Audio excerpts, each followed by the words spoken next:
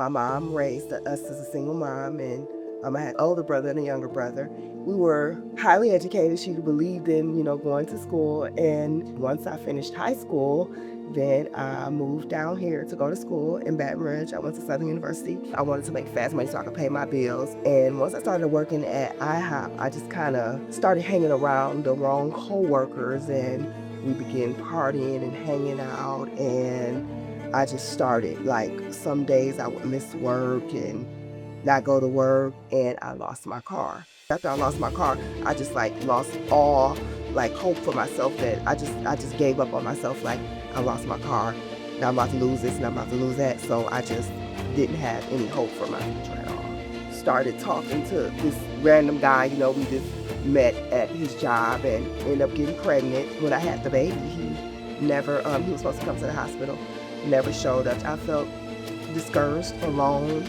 lost, abandoned, just not at the place that I really wanted to be at. You know what I'm saying? My sister came in and she was like, I'm willing to help you out. I'm gonna pay for you to go to CNA school. You can come stay with me, and I'll help you get a place and a car, and I'll be here to support you in all your needs. And I'm like, oh, okay, that's good. She had all my information, my ID and everything, trying to enroll me in school. And then she said, I'll help you save up your money. I'm good with managing money and finances.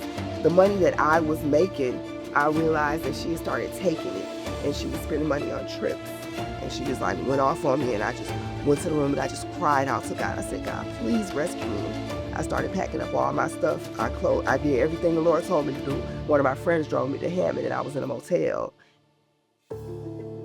She found out where I was, sent the police for me and CPS for me, and I had to get on the phone, and I called, and they transferred me to Lynn Haven, and I talked with Christy. I just explained everything that was going on. I had lost hope again, and she was like, just trust in the Lord. When I first arrived, Miss Camp came out the door, and she just welcomed me with open arms, and I just fell to my knees crying. I said, thank you so much. I hugged her for the longest time. I said, thank you so much for y'all just saving me. Like, I didn't even think this was possible. I didn't care what they had for me. I didn't even know that I would have a place. I didn't know. I knew I would stay somewhere, a room I didn't even know.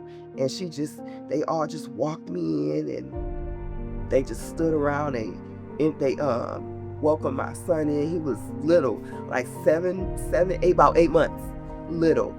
And immediately they just hovered around and got in a circle and just started praying for me and just loving on me. Like God said, you might not have a family, but I'll put you in a family. He didn't have a crib or anything to move around in to strengthen his motor skills. I didn't think that it would be even possible for him to walk.